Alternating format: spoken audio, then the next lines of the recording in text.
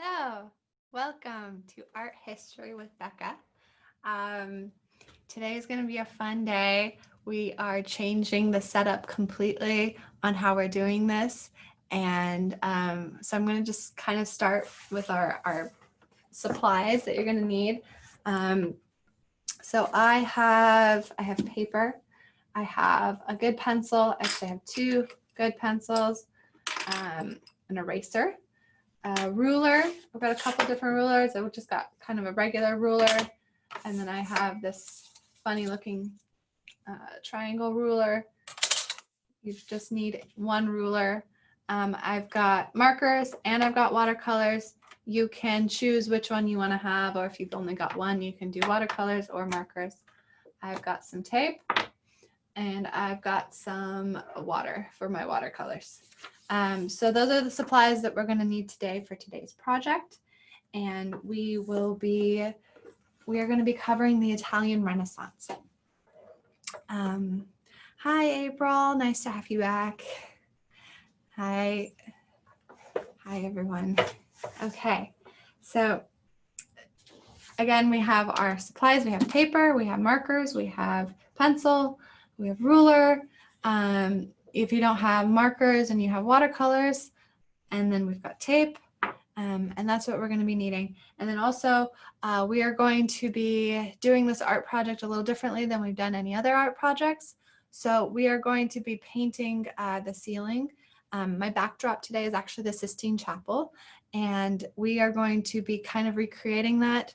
And so I've got a setup underneath this desk where I'm going to be in a bit when we get to the project part of the class. I'm going to be there on that pillow, and my paper is going to be underneath the desk here, and that's where I'm going to be drawing. So I hope you have a chair or a table that you can crawl under as well and color from the ground. It is going to be fun. Someone's asking if you need watercolors. You can have markers or watercolors, your choice, depending on what you have at home. All right, so we're going to get started on our lesson. So I'm going to go to the history part of this lesson. So we talked about the classical period of Greek and Roman art. We've talked about the medieval period, also known as the Middle Ages or the Dark Ages. And now we are talking about the Renaissance. And the Renaissance really started in Italy. And so what was happening in the medieval period is there was a lot of war. There was a lot of disease that was killing hundreds of thousands of people. There was starvation. The governments were shifting and changing a lot, and things were unstable. People did not have jobs. They did not have money. They were sick. They were starving. It was the medieval period was really hard. So coming out of that was the Renaissance. And that is a time period where they started to advance their culture. They were looking back at the ancient Greeks and Romans for political philosophy. They were looking back for art and ideas and language and values and traditions. And that is where the Italian Renaissance comes from. So, and this is a map of Europe during the Renaissance. So as you can see, some of the countries that we know today are starting to kind of appear. There's not this big Roman Empire like there was before. And a lot of the art from the Italian Renaissance started in a city called Florence, which is in Italy.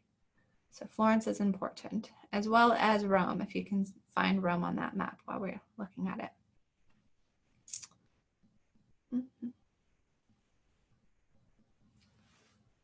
Okay. So this is an example of how the art was changing. So the picture on the left, that is Jesus and his mother.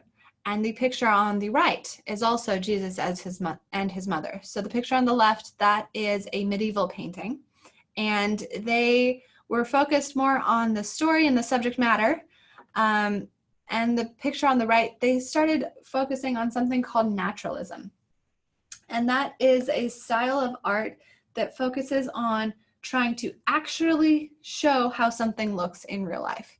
And so you can see the picture on the right looks much more real life. And that is a Renaissance painting from a really famous artist known as Raphael.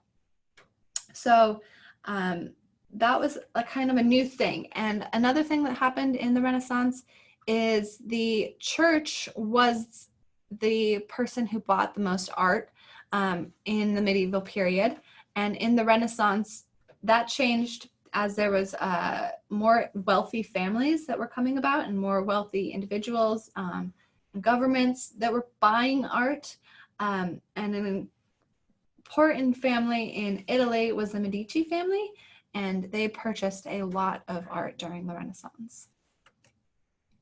So here's another example of a statue. This is of somebody called David, and on the left, that is a statue from the medieval period, and the statue on the right, that is a statue from the Renaissance. So you can see there's definitely a shift in how real or lifelike the art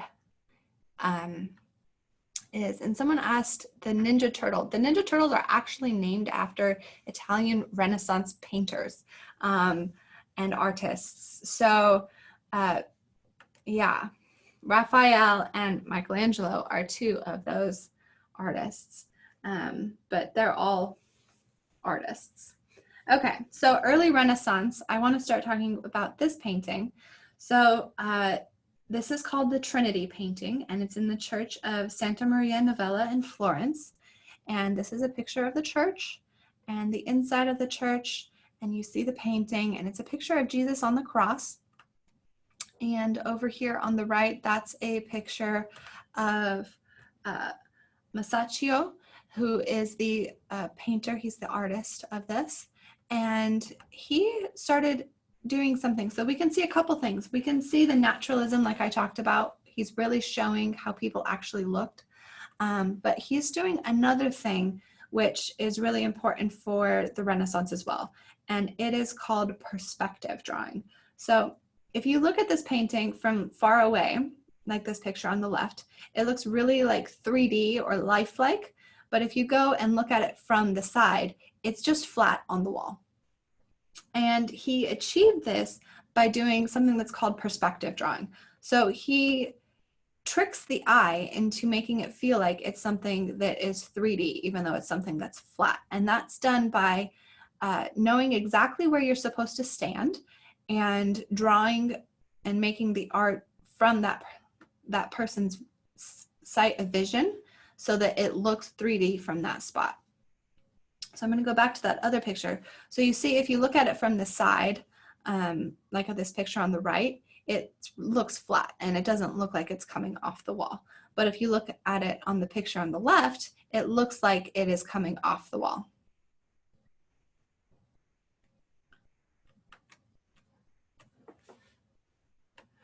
And on the right, you can see right at the foot of the cross is kind of what is called a vanishing point. And we're going to get more into what that is in a little bit. So perspective and naturalism. So here is the David, and here's a little closer up of his face. And this is a picture of the artist Michelangelo, who made the David. And we're going to focus mostly on Michelangelo in this class. And so he made the David. He considered himself a sculptor first, even though he also did architecture, and he also did a lot of really famous paintings. So this is the David. He's 17 feet tall, and he's considered by most artists to be technically perfect. Like his body is created completely perfect, and that was naturalism at its height. And you can see in this one picture, that is a person cleaning him. So you can see just how big he is. And this is another sculpture by Michelangelo. And if you look at her clothing, this is called the Pieta, and this is Mary holding Jesus after he died.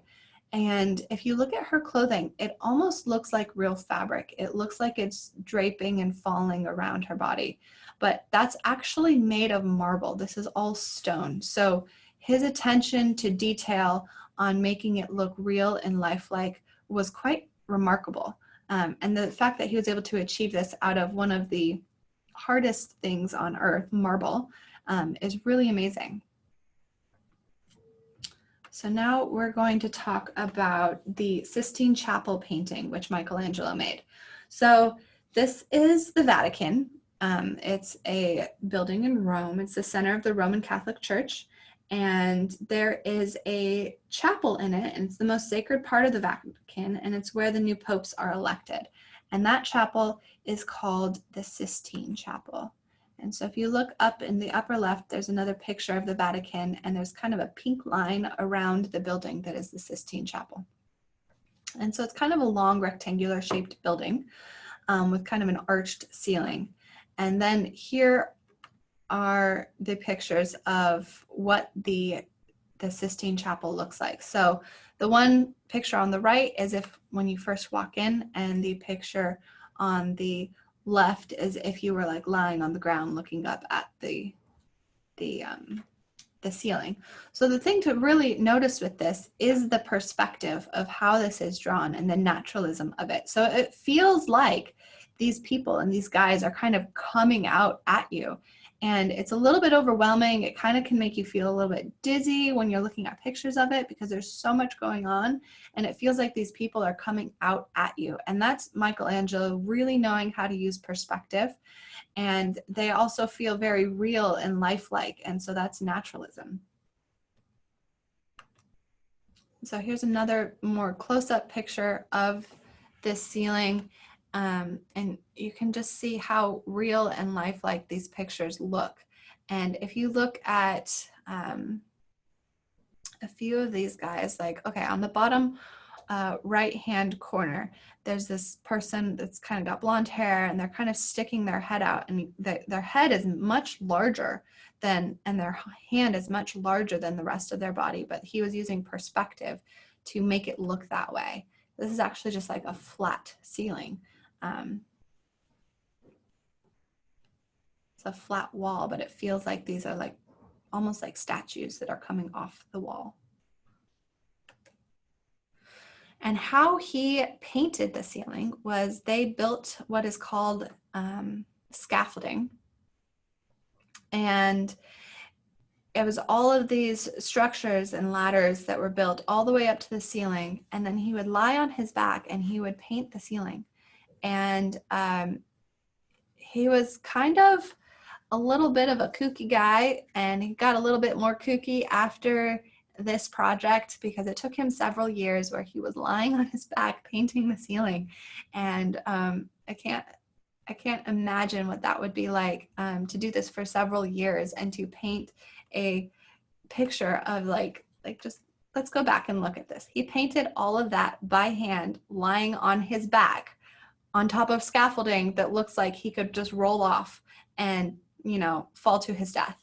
So this wasn't exactly like a very safe project, maybe, but it was a really big project and a lot of really cool work that they did. So now I'm going to talk to you more about perspective. So have you ever looked, like this is just a picture of a hallway that I found on the internet. And if you look down a hallway, you kind of notice that things just get smaller and smaller and smaller the further they get away. And what that is called, that is like perspective. And that's just kind of how your eyeballs see things. And if you drew some lines, there's one point at the very end of this hallway where kind of everything comes together. All the lines come together, and that is called the vanishing point. So here is another picture. It's a picture of a road.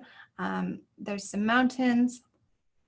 And if you look all the way down the road, there's just, it gets smaller and smaller and smaller and smaller until it just disappears. So that is the vanishing point. And if you look at the telephone pole on the side, again, they get smaller and smaller and smaller, and kind of about the same point, they disappear at the vanishing point. And another important word to understand is the horizon, and that is where the earth meets the sky. And that also seems to kind of happen at the vanishing point. So the vanishing point is going to be an important thing to know as we get into this project. So if you've ever, so this is kind of taking it and breaking it down a bit. So these are just drawings of using perspective and using that vanishing point. And so you can see there's a vanishing point in each one of these drawings, and there is a horizon line where the earth kind of meets the sky. And you can have the horizon line on different points. And then by making a grid like they did in this bottom left picture, you kind of can see the grid where all the lines of the building are parallel to the edges of the page. Even the windows are parallel, the up and down and the side, the up and down lines are parallel to the edges of the page. And the like the tops of the roof, those are parallel to the horizon. The edges of the sidewalk, those are parallel to the horizon. So you have like 3 directions that you draw the lines. They're either parallel to the edges of the page, or they are going towards the vanishing point. So here's another 1-point perspective. And this is looking up into a ceiling. So this would be like how he would have envisioned painting the Sistine Chapel was, you know, looking up. So this is down in the bottom right. That's actually just a photograph of someone taking a picture on the street looking up at buildings. And then these are some drawings. And you can see that the vanishing point is up there somewhere in the middle in the sky. And all the lines of the building go towards that vanishing point.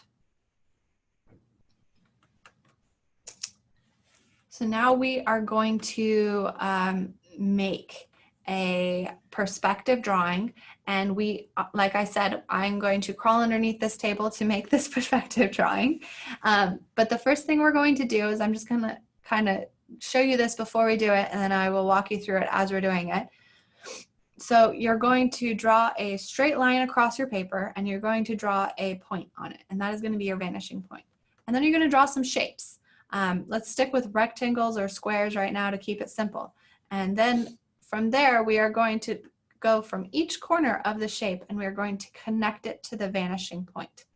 And then we're going to draw in the rest of the lines of the shape and erase the kind of guidelines that we make to create that vanishing shape, and then we can start filling in details. So this is the project part, and we are going to get started on that. So is there any questions before we get started?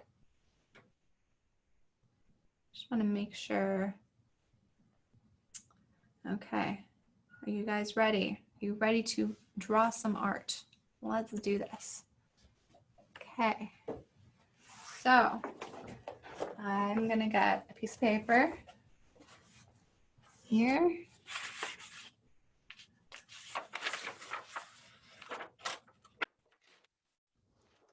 Okay, my tape, my pencil, that's all I need for now, and my rulers. And we're gonna go tape this on our ceiling, which happens to be on the bottom of this table.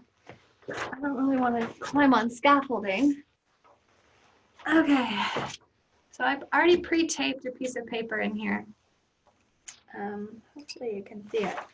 But all I did was I just put a little bit of tape on each of the corners, and I taped it to the paper there. So go ahead and do that. And then after you've done that, you're going to get your ruler and a pencil. So I'm going to draw my horizon line.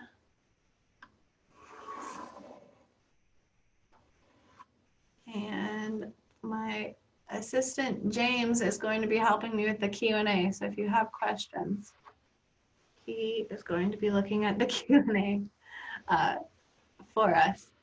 Okay, so I've drawn my horizon line, just a straight line across the page. And now kind of in the middle of that, I'm going to choose a spot that I want to be my vanishing point. And so everything in my picture is going to disappear at that point. All right, so next I'm going to draw some shapes that are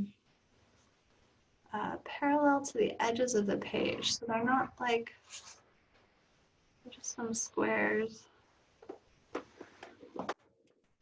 We have a few people in the Q&A just saying hi. Hello, everyone.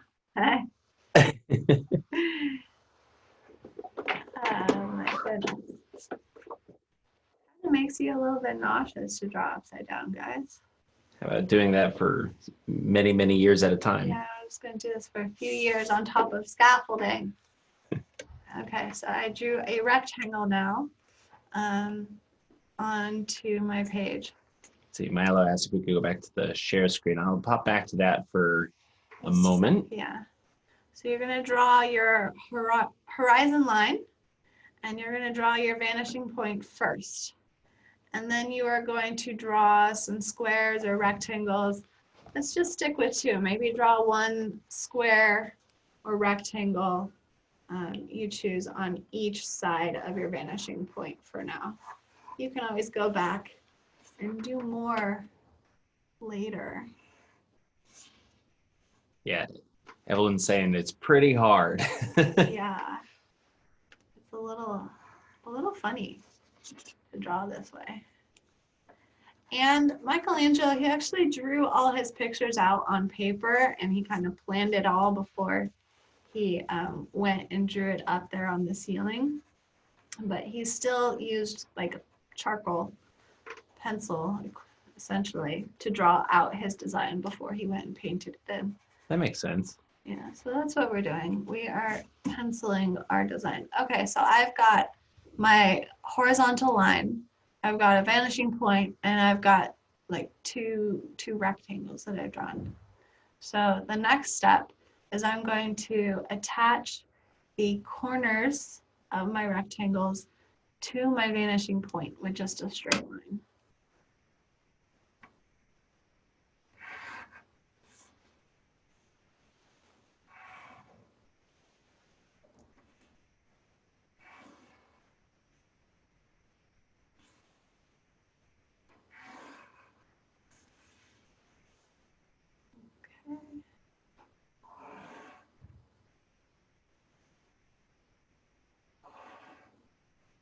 Kind of like a hard mode of connect the dots down here.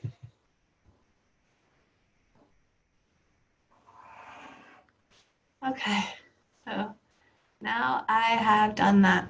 So the next step is now to draw like the back end of my shape. So I'm going to just kind of make some simple buildings is my plan. So I'm just going to draw another vertical line, but this line is parallel to the first line that I drew. So I don't know if you guys can see that. Can they see that, James? It's a bit faint. All right, I'm going to pop out a screen share so that you're back to full screen here. And okay. You know, it is a bit hard to see the lines there, Okay. but it is really cool just to see the process. Yeah. Even if you can't see exactly what's on the paper. I'm going to grab my black marker and draw my lines a bit fatter. Maybe that'll help. April's saying that this is so hard. Yeah, I imagine it is. Me sitting here working the Q&A box can imagine that it's difficult to be upside down and doing the art. I really admire all of you that are doing this right now upside down on the bottom of a chair or a table or something. All right, so now I'm just drawing over my lines with a black marker so that hopefully you can see them a little bit better.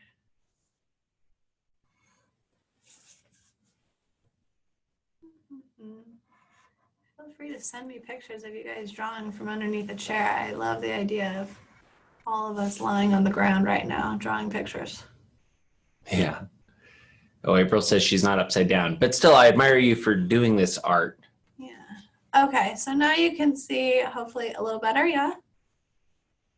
Yep, I think that's a bit better there. I'm getting several requests to go back to the screen share, so I'm popping back into that so that we can see this process of putting together that perspective. Yeah. There we go, guys. So you've got your horizontal line is where you start, and then you've got your vanishing point. And then you just draw like some shapes, like some rectangles or some squares. Let's keep them simple for now. And then you connect the corners from each rectangle to the vanishing point. Good. And that's the first step. Amelia says, oops, I fell asleep on the pillows. What did I miss? Well, there you go, Amelia. That kind of catches you up real quick. Yeah. And then after you've got the lines drawn from the corners of your shape to the vanishing point, then you go in and you add the back end of your shape. So you use the lines that went to the vanishing point as your guides, and you make lines that are parallel to the edges of your paper. So they're going to be straight across, straight up and down, or straight sideways, like parallel to your horizon line. And they're going to be shorter though, because they're further away from you. So they're going to be smaller. I'm actually going to take my picture here off my ceiling. Maybe you guys can see it better if I hold it up to the camera a little better. I'm just going to go off the screen share for a second. Yeah. How's that? There we go. Okay, so you can see that I've drawn one horizontal line right here. On this one I did two. So I used kind of the pizza shape that was created here for my vanishing lines to draw these lines. And this line is parallel from my horizon line. And this line is parallel to this line, but it's also parallel to like the edge of the paper. So it's the same, same distance from here to here. Awesome. Yeah, those marker lines show up really well. Okay, the pencil not as much, but yeah. Okay, so I drew it in marker.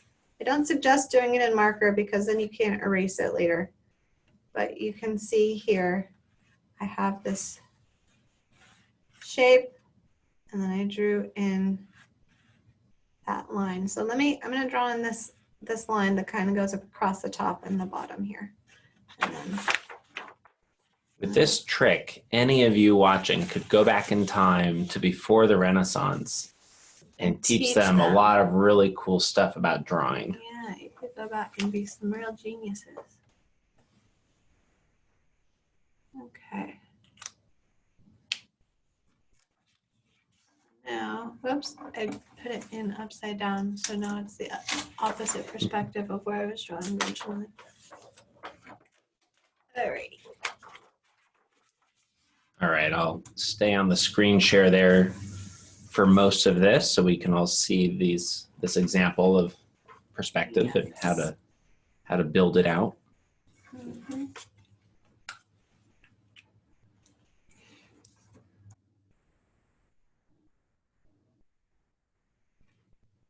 And the thing about perspective drawing is you can get really good at it, and you can get to the point where you can kind of just eyeball it. You don't have to have a ruler necessarily to make it perfect anymore.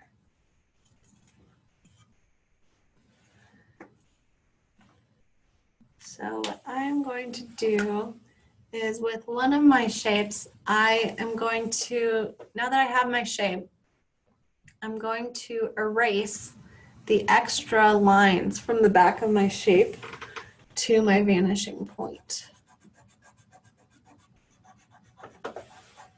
Amelia says, both of my pencils snapped. The table is super bumpy, so I'm going to go back to sleep. Amelia, I imagine Michelangelo might have run into problems like that when he was up there on his scaffolding. Yeah, I mean, he was lying on like hard wooden floor, so I can't imagine it was very comfortable. But if you're really tired, I guess anything can be comfortable. All right. So now I've erased my vanishing point lines, and I'm filling in the lines that I drew with marker. Oh, my arms are getting tired. Anybody else's arms getting tired? I'm drawing upside down and holding them up. Need to do more workouts. Evelyn's asking, when will this be on YouTube? It usually takes a day or two to have these recordings of these webinars go up. So check in about 2 days on Delphian's YouTube page, and this should be up there by that point. So another thing I'm going to do is I'm going to use my pencil, and I'm going to use my vanishing point. I'm going to draw now a road going to my vanishing point, which it just looks like a big pizza or a big kind of triangle shape.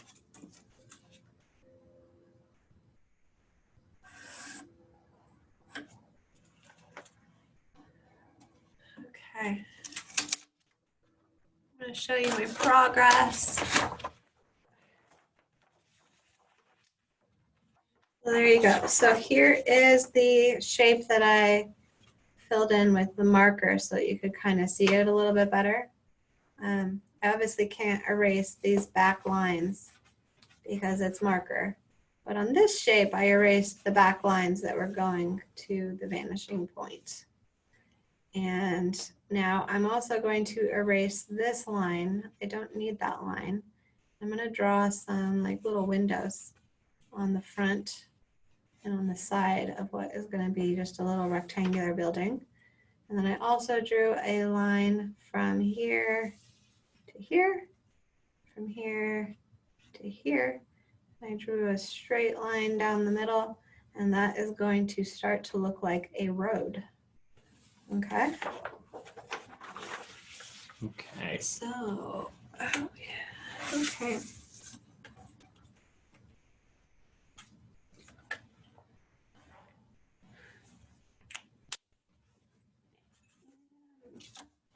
April says she's not doing good. That's okay, April. This is a kind of thing that the more you practice, the better you get. And Absolutely. the first bits will, the first times that you do it are not going to be your best, and that's okay. Nope. Everything takes practice. I read once that it takes 10,000 hours to get really like professional at something. Mm-hmm. I don't even know if I'm at the 10,000 hour mark for any of my art projects that I like to do, but keep practicing. You can only get better. That's right.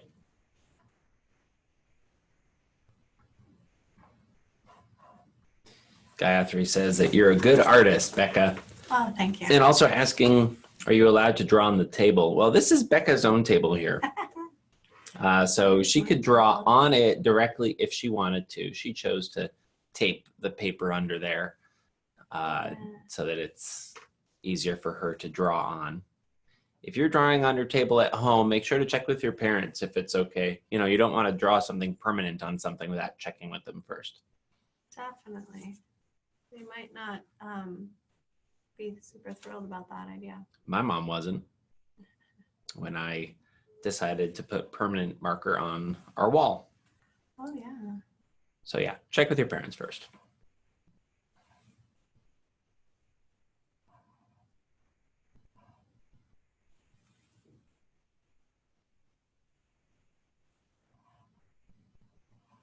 All right. Oof. I'm tired. I'm drawing in. I lost my pencil. There it is. Some little windows to my building. And perspective drawing is a lot easier to attempt the first time, maybe, from a table. The right side of the table, not the underside of a table. But I wanted you guys, because this is an art history class, not just an art class, I wanted us to get an experience of what it must have been like to draw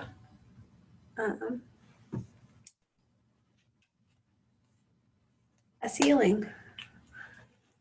I imagine an additional point of challenge for painting a ceiling. You're using marker here, so you're not having any paint drip onto you. No. But that must have happened to him all the time. Yeah, I don't think you'd wear your good clothes for painting the chapel ceiling day. You'd have special paint clothes. You probably would have paint in your hair and everywhere. I just got a little bit of eraser dust in my eyeball. Oh no. Being under here drawing. So wearing glasses might be a good thing for something like this. Or goggles. Goggles, Yeah. Protective eyewear.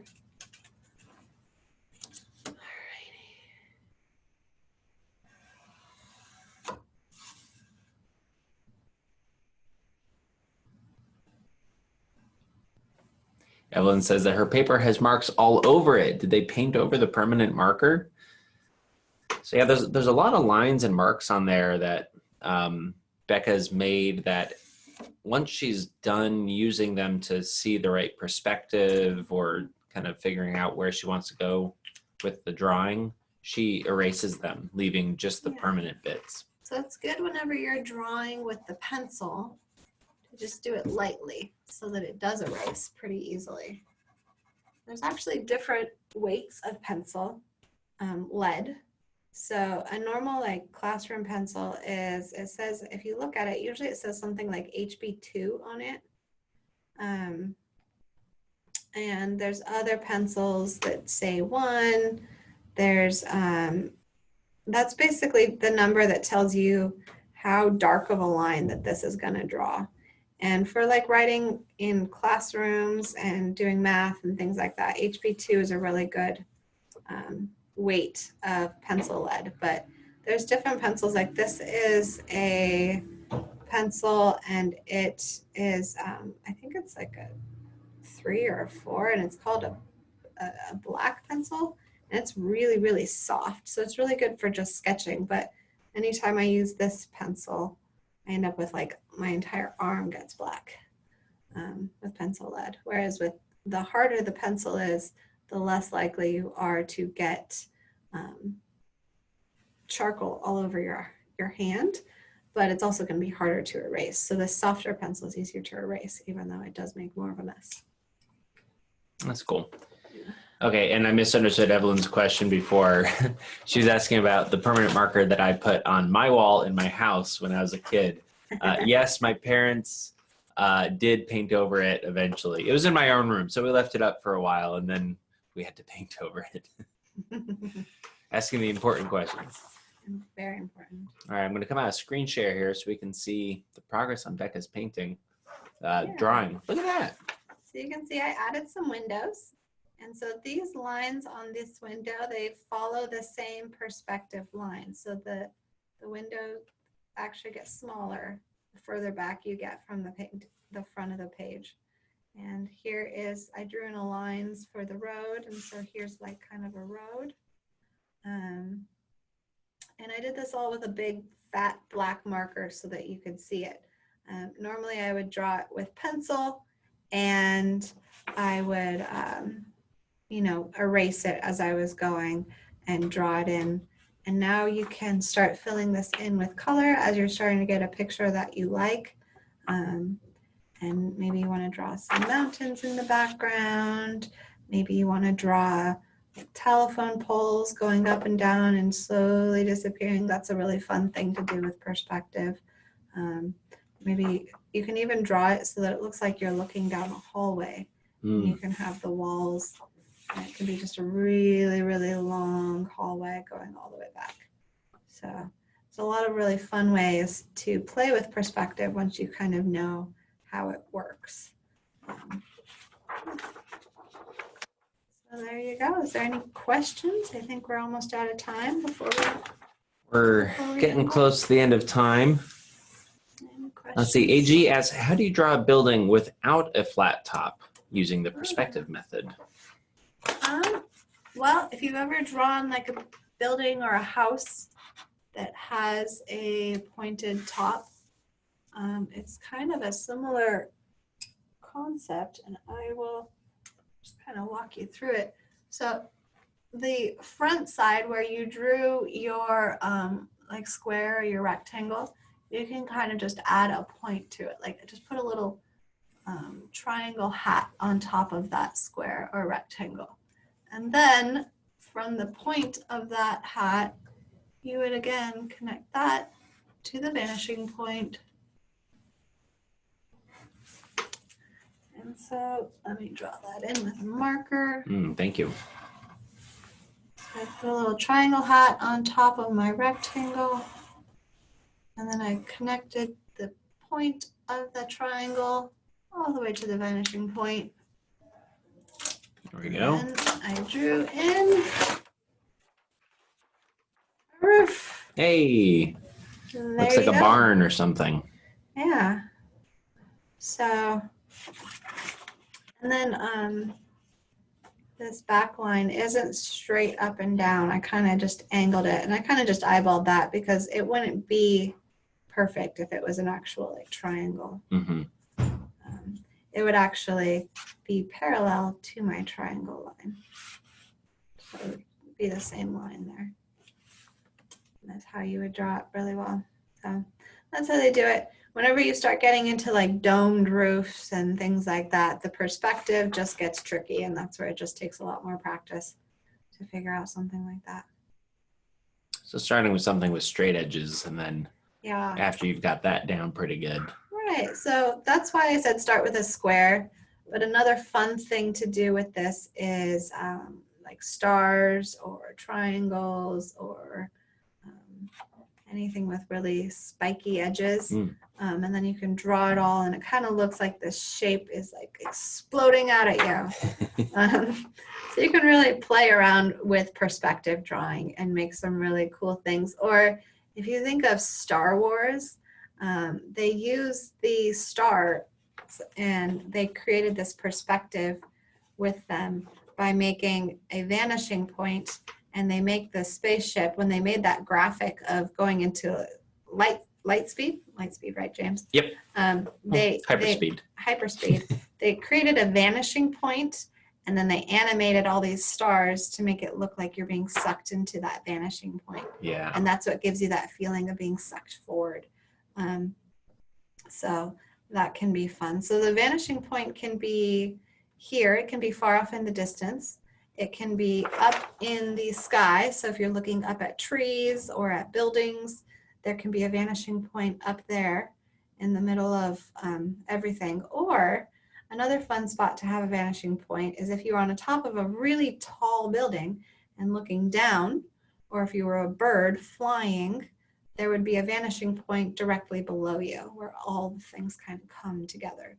So those are 3 different places where you can play with perspective drawings like this. And it's basically the same concept. You're just applying it to looking at things a different direction. And I suggest you find some pictures, or maybe go out and take some pictures and kind of look at the perspective of it. And there's different types of perspective drawing. This is simple 1-point perspective drawing. So I hope you guys play around with this and take some cool pictures and send them to me so I can see what you guys do. Yes. And one last question. It is time for us to wrap up, but Charlotte's asking, where is the David statue? The David statue is in Italy. A lot of Renaissance art is in Italy. I haven't actually been to see it in person, and I hope someday that I can get out of quarantine and go. That sounds like a lot of fun. We can all go together, guys. We'll all go together when quarantine's over. A webinar field trip. Webinar field trip. It won't be a webinar then. It'll be real. Oh, gosh. All right. Well, thank you all so much for coming and joining me. I've really had a lot of fun doing this. My arms are tired. I think I'm just going to stay here and take a nap. But there's this really cool book that you can buy. It's called Natasha's sketchbook, a glossary of art terms.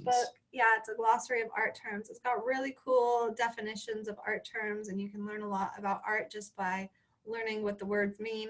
And you can buy it from Heron Books right now with a special 30% off code that we're getting through these online classes that we're doing with our collaboration with Heron Books. So go get that book. It's really cool. And I'm coming back on Friday morning. I'll have another art class. So I hope to see some of you guys there too.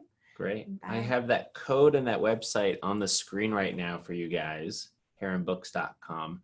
I also put on there events@delphian.org. If you took any pictures today of doing upside down art, or even just like, you know, right side up art, working on your perspective, we would love to see those, and pictures of your perspective drawings or paintings that you made today. And if you finished them or you're going to work on them some more and then send them in, it's fine to send them in a little bit too. You don't have to send them right away. Yeah. We'll be here all day, all week, all month. All right. All right. Thanks for joining us. Bye, everyone. Bye.